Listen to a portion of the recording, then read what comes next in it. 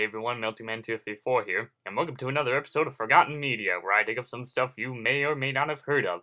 Today we'll be looking at a fancy speedster known as Jackrabbit, an anthropomorphic rabbit who carries around a big laser blaster.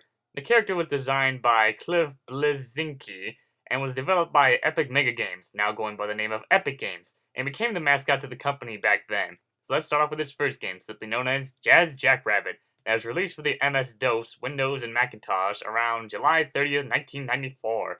The story is more of a science fiction fantasy take on the tortoise and the hare story, as the story for this game is about rabbits and tortoises who have been at war with each other for over 3,000 years.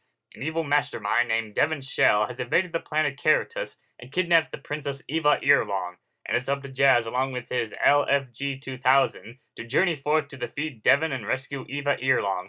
The game is divided into 6 episodes, as each of them contain 3 planets, as every planet contains 2 levels. There are also secret and bonus levels that Jazz can enter, which he turns into another species of animals for the secret levels. Gameplay-wise, it's running and gunning platformer, and borrows several elements from Sonic the Hedgehog, such as the ability to speed through levels, springs, and the end goals. Some people think that Jackrabbit is a bit of a lame copy of Sonic the Hedgehog in a computer world, and I find that a little bit interesting.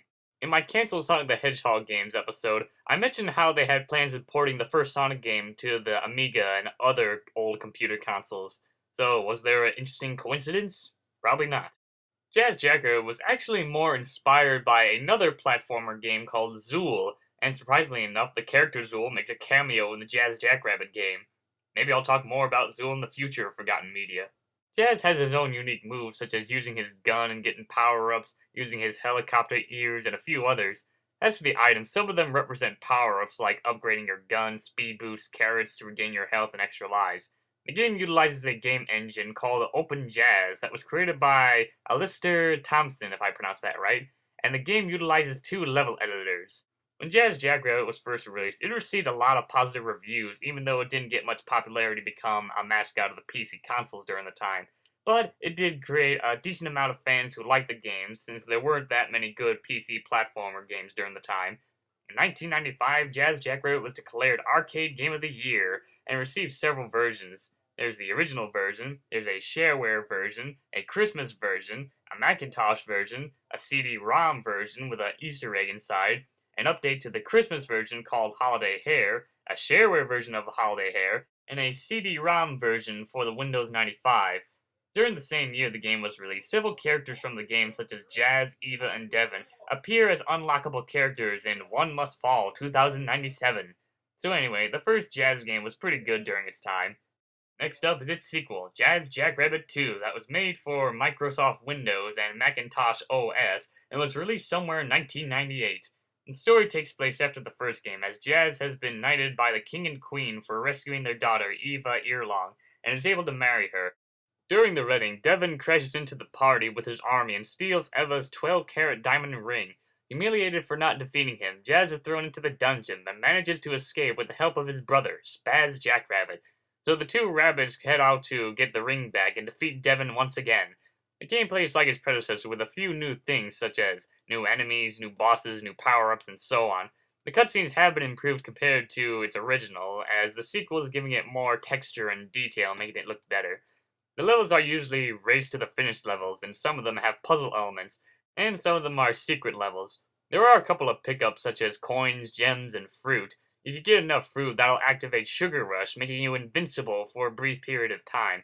Jazz has his usual moves, while Spaz has his own moves. He can do a double jump and use the sidekick, which is some fancy kicking ability. This is also the first Jazz game to feature a multiplayer feature, which is pretty interesting. When the game was released, it did very well for its time and got a couple of add-ons and upgrades. There's the Shareware Edition, there's Holiday Hare 98, which was a Christmas edition, there's the Secret Files, which introduces a new character named Lori Jackrabbit. She's Jazz's sister and was originally going to be Spaz's girlfriend, but the role was changed and has her own set of moves.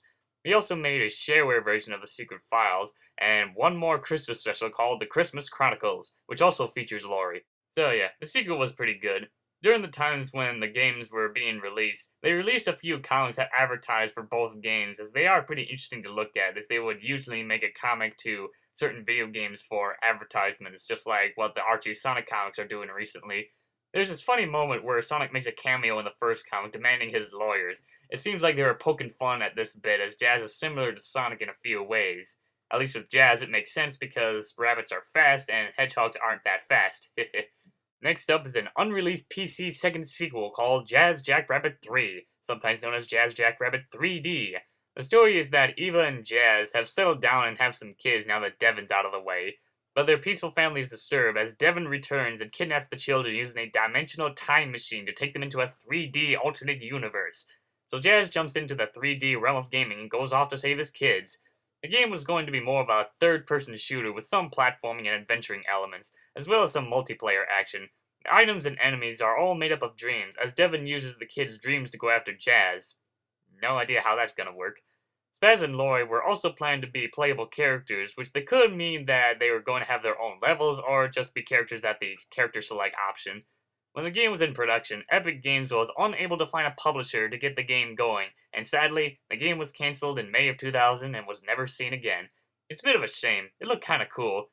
For a while, it would seem like Jazz Jackrabbit would become a forgotten character, until they decided to make one more game, Jazz Jackrabbit Advance, that was released for the Game Boy Advance somewhere in 2002.